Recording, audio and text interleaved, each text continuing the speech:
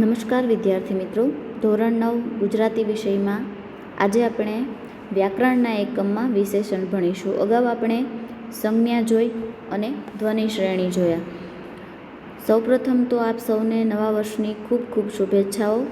આપ અને આપનો પરિવાર એકદમ સ્વસ્થ અને તંદુરસ્ત રહો એવી આપ સૌને શુભકામના. સાથે સાથે કોરોના માટે આપ સૌ વિશેષ સાવચેતી રાખી અને પોતાના સ્વાસ્થ્યનું ધ્યાન રાખો એવી આપ સૌને વિનંતી. આપણે વિશેષણ જોઈએ મિત્રો. તો અગાઉ પણ તમે વિશેષણ ભણ્યા જ છો, છતાં પણ અત્યારે આપણે જોઈએ તો જે શબ્દ છે એ સંજ્ઞાના અર્થમાં વધારો કરે એને વિશેષણ કહીશું. વિશેષણ કોને કહેવાય? તો કે સંજ્ઞાના અર્થમાં વધારો કરે તેને.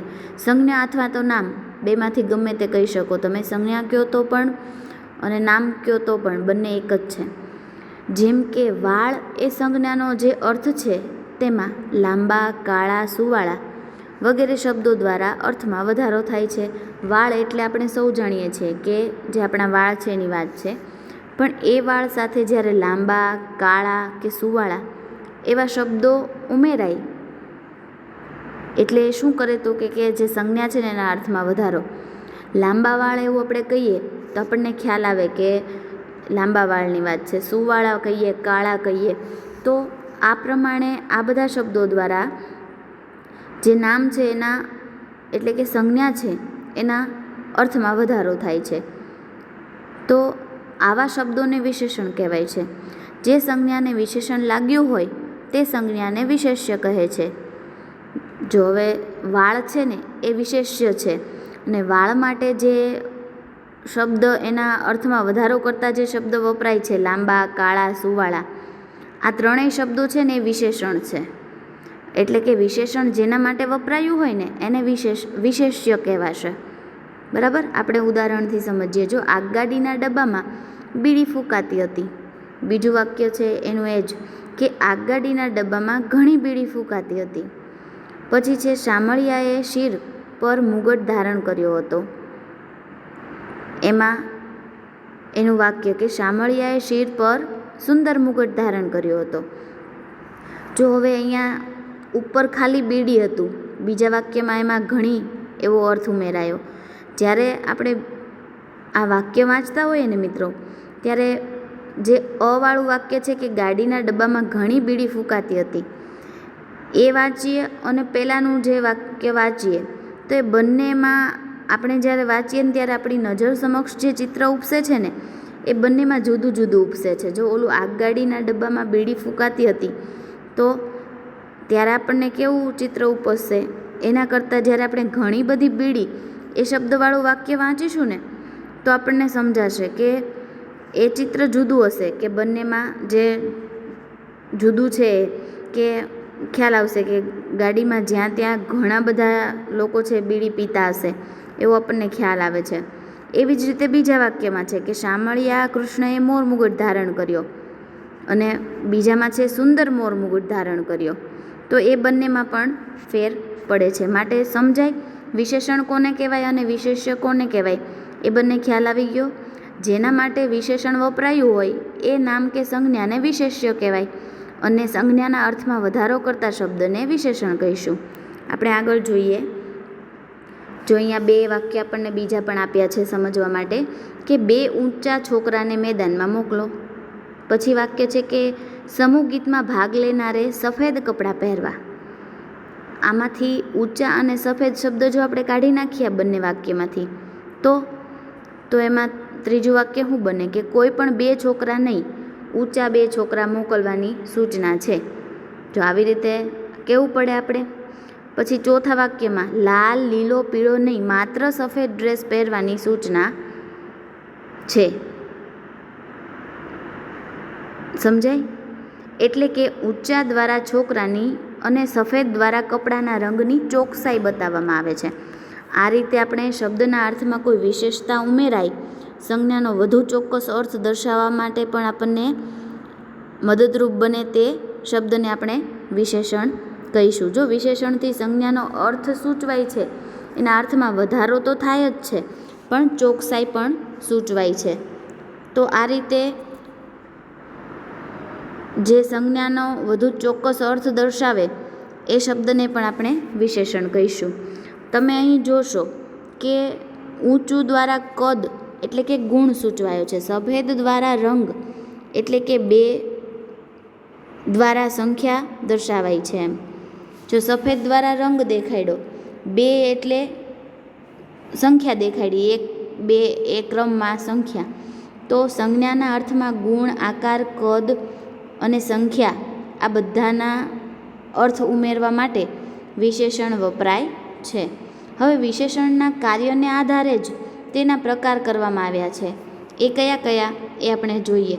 તો કે ગુણવાચક વિશેષણ, જે વિશેષણના સંજ્ઞાના આકાર, કદ, રંગ, ગુણ, કાર્ય આદિના અર્થમાં વધારો કરે તેને ગુણવાચક વિશેષણ કહેવાય. જેમ કે ગોળ, ટેબલ, લાંબી બેન્ચ, સફેદ ટોપી. બરાબર, જો ગોળ ટેબલ, લાંબી બેન્ચ, સફેદ ટોપી, હોશિયાર છોકરો અને કડક આચાર્ય. તો આ ટેબલ છે એનો ગુણ કેવો છે? એ ગોળ છે. બેન્ચ કેવી? લાંબી. ટોપી પણ કેવી? સફેદ. હોશિયાર છોકરો છે પણ કેવો છે? હોશિયાર છે. આમ આ બધા શબ્દો છે એ ગુણવાચક વિશેષણના શબ્દ છે. પછી સંખ્યાવાચક વિશેષણ, તો કે પૂર્ણ સંખ્યાવાચક વિશેષણ.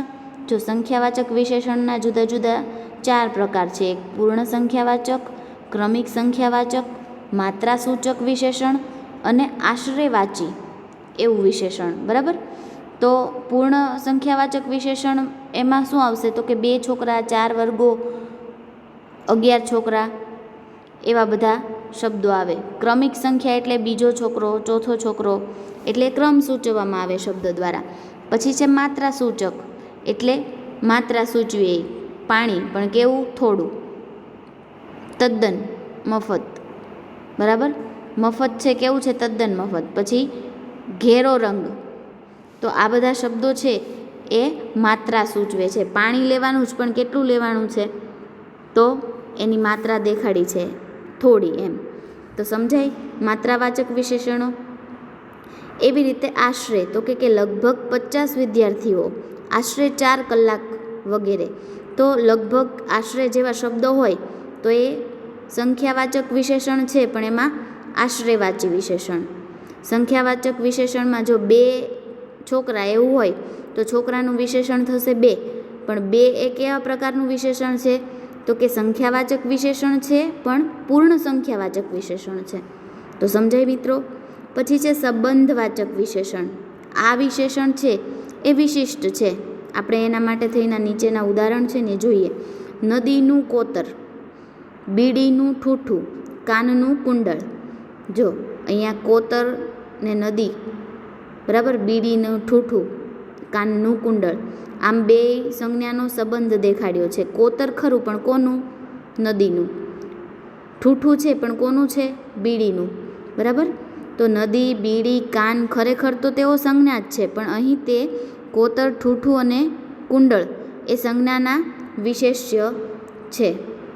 બરાબર, એ વિશેષ્ય છે ને એના વિશેષણ તરીકે વપરાયા છે. આવા વિશેષણને સંબંધવાચક વિશેષણ કહીશું. પછી છે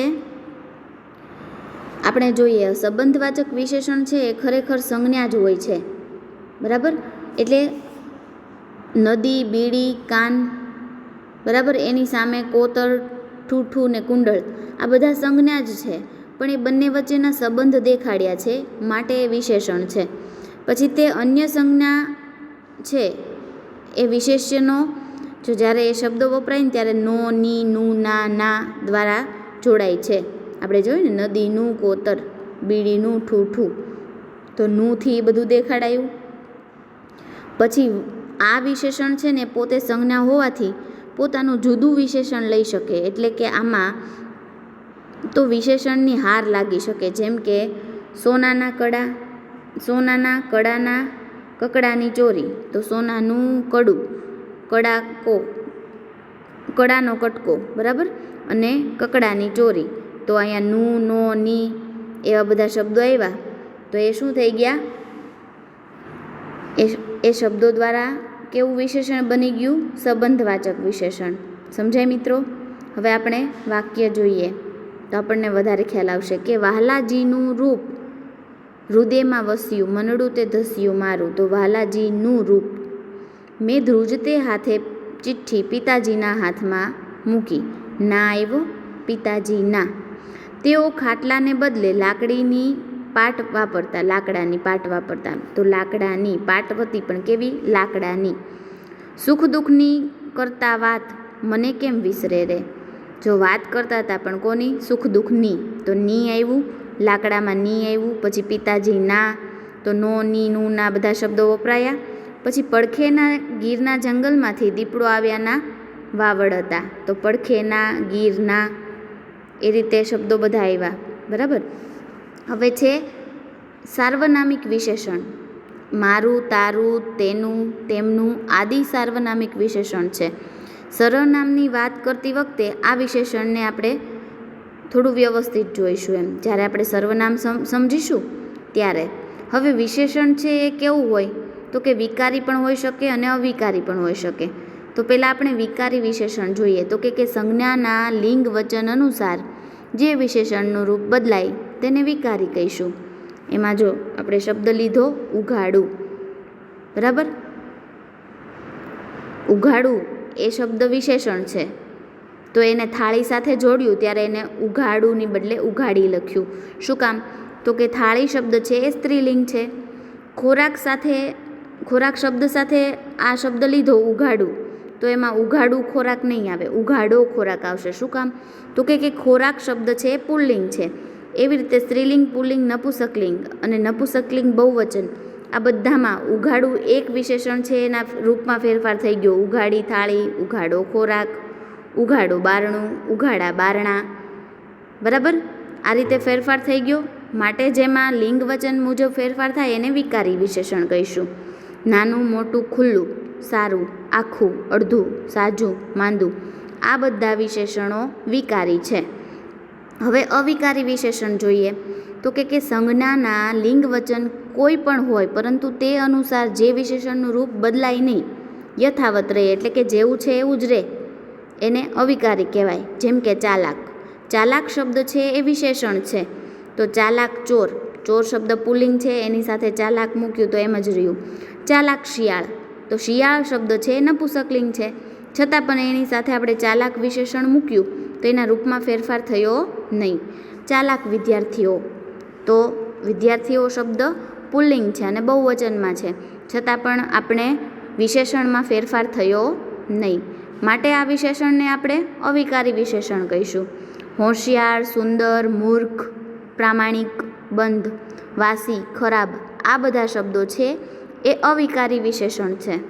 હવે વિશેષણના પ્રકારોને આપણે આ કોઠા ઉપર નજર નાખીને જોઈએ કે આપણે આગળ જેટલો અભ્યાસ કર્યો ને એ બધું આપણને એક કોઠામાં આપી દીધું છે. જો વિશેષણના પ્રકાર કેટલા છે? 2. અર્થગત પ્રકાર છે અને રચનાગત પ્રકાર છે. એમાં અર્થગત પ્રકાર છે ને એમાં કેટલા પ્રકાર છે? 4. ગુણવાચક, સંખ્યાવાચક, સર્વનામિક અને સંબંધવાચક.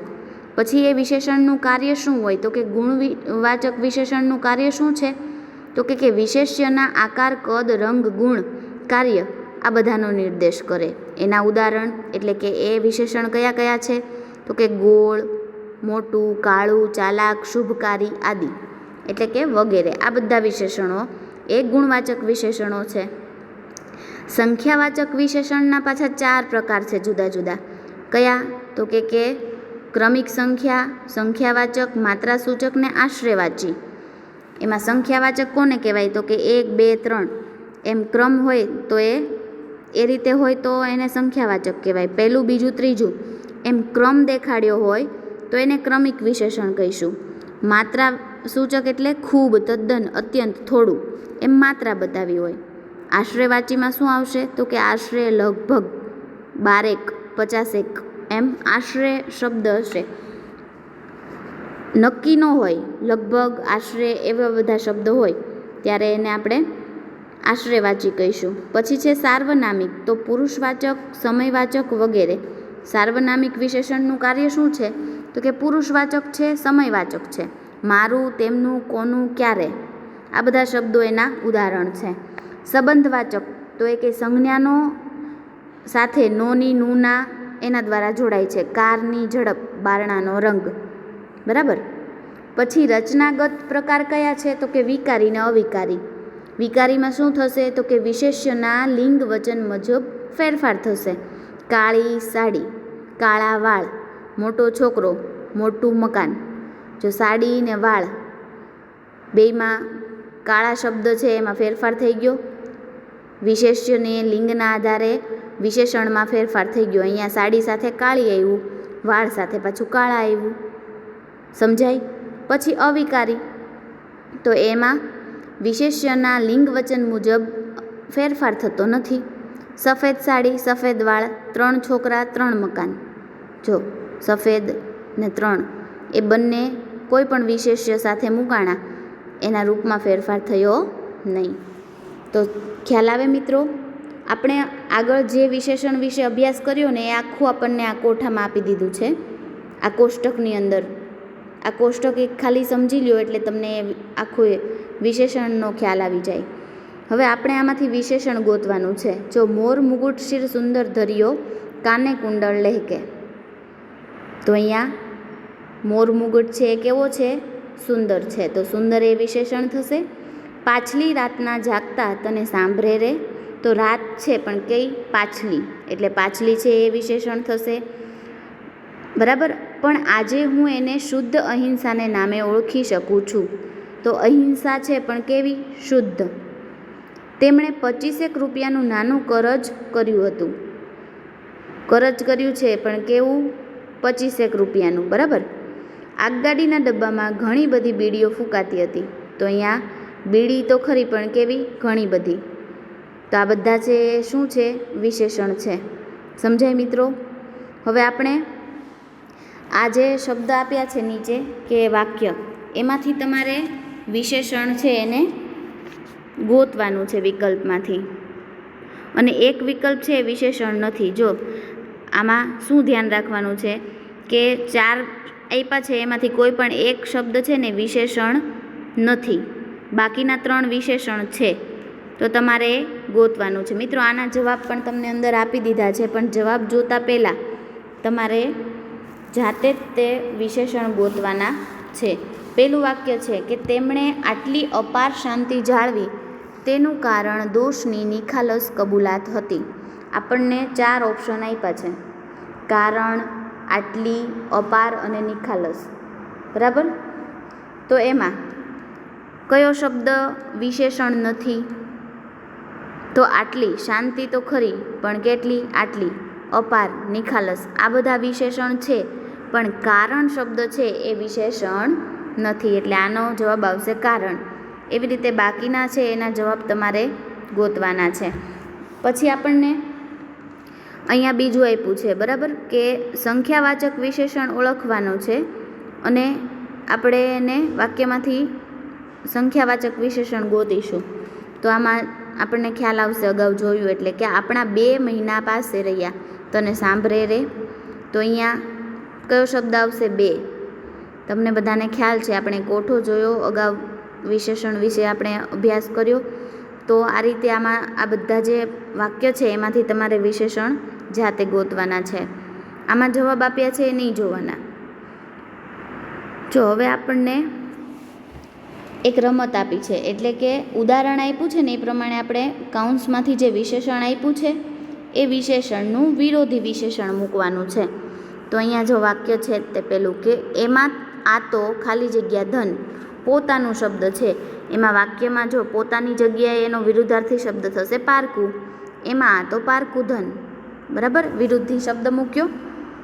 હવે આપણે જોઈશું પેલું વાક્ય. હાજી ખાલી જગ્યાનો નેહ મને કેમ વિસરે રે. કાઉન્સમાં શબ્દ આપ્યો છે મોટપણા. તો આપણે ત્યાં શું મૂકીશું? મોટપણાનું વિરોધી થશે નાનપણા. તો જવાબ આવશે કે હાજી નાનપણાનો નેહ મને કેમ વિસરે રે. આવી શાંત ક્ષમા પિતાજીના સ્વભાવથી ખાલી જગ્યા હતી. શબ્દ આપ્યો છે વિશેષણનો અનુકૂળ. તો અનુકૂળનું વિરુદ્ધાર્થી શું થશે? પ્રતિકૂળ. તો આવી શાંત ક્ષમા પિતાજીના સ્વભાવથી પ્રતિકૂળ હતી. બરાબર. તો ખ્યાલ આવે. બાકીના ત્રીજું ને ચોથું છે તમારે જાતે લખવાનું છે. પછી તમને જે આ વાક્ય આપ્યા છે એમાં રેખાંકિત શબ્દ છે એ વિશેષણનો પ્રકાર તમારે વિકલ્પમાંથી ગોતવાનો છે. વિશેષણ છે એ આપણને ગોતીને આપ્યું જ છે, તમારે એનો જવાબ લખવાનો છે. પહેલું વાક્ય છે કે વહાલાજીનું રૂપ મહાશુભકારી, રસિયા વીણ કેમ રહીએ. તો એમાં જવાબ છે ક માત્રાસૂચક, ખ ગુણવાચક, ગ સંબંધવાચક કે ઘ સંખ્યાવાચક. તો એનો જવાબ શું આવશે? ગુણવાચક. શુભકારી એ શું છે? ગુણ છે. મિત્રો આપણને બધાના જવાબ આપ્યા છે, પણ તમારે એ જોયા વગર જવાબ લખવાનો છે. બાકીના જવાબ તમારે જાતે લખવાના છે. જો ગુણવાચક વિશેષણ છે એ મહાશુભકારી છે, પછી કઈ રીતે એ તમારે કોઠા ઉપર જોઈને જોઈ લેવાનું કે કેવી રીતે આ ગુણવાચક થયું. તો વહાલાજીનું ગુણ દેખાડ્યો છે, વહાલાજી કેવા છે? શુભકારી છે, માટે એ ગુણવાચક વિશેષણ થયું. વિશેષણના કાર્યને આધારે આપણે એનો પ્રકાર નક્કી કરી શકીએ. સમજાય મિત્રો? હવે તમારે અહીંયા શું કરવાનું છે? બીજું છે કે વિશેષણના અર્થગત પ્રકાર આપણે જોઈ લીધા છે, બરાબર. હવે અહીંયા વાક્યને અંતે કૌંસમાં વિકારી વિશેષણનું મૂળ રૂપ આપેલું છે.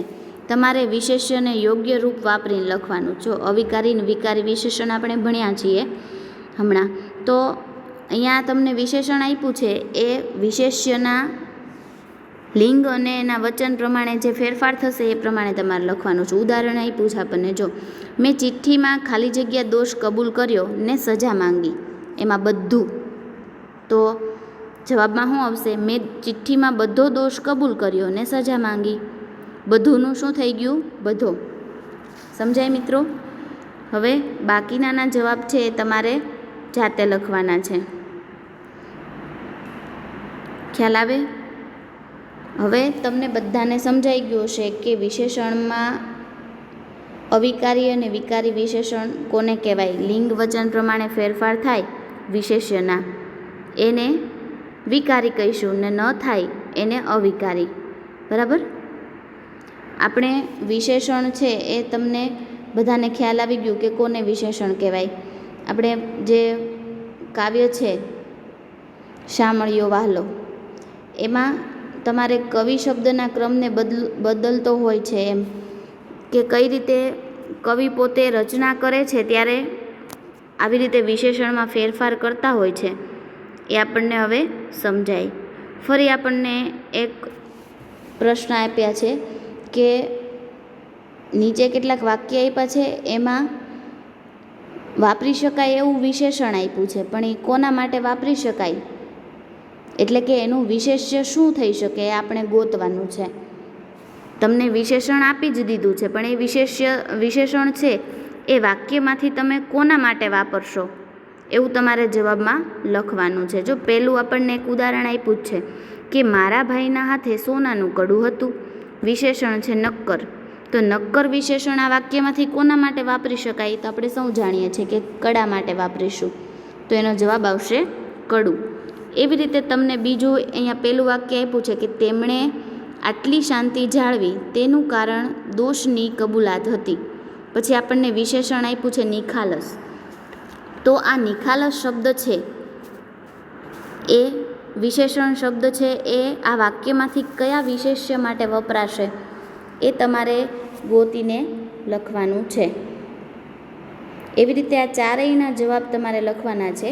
જો નિખાલસવાળું કહી દઉં કે દોષ, આખું વાક્ય કેમ બનશે કે તેમણે આટલી શાંતિ જાળવી તેનું કારણ દોષની નિખાલસ કબૂલાત હતી. બરાબર? તો દોષ માટે નિખાલસ શબ્દ છે વિશેષણ એ વપરાયું છે. બાકીના ત્રણના જવાબ તમારે જાતે લખવાના છે. મિત્રો બધાના જવાબ આપી દીધા છે, પણ આપણે બને ત્યાં સુધી જાતે લખવાનો પ્રયત્ન કરવાનો.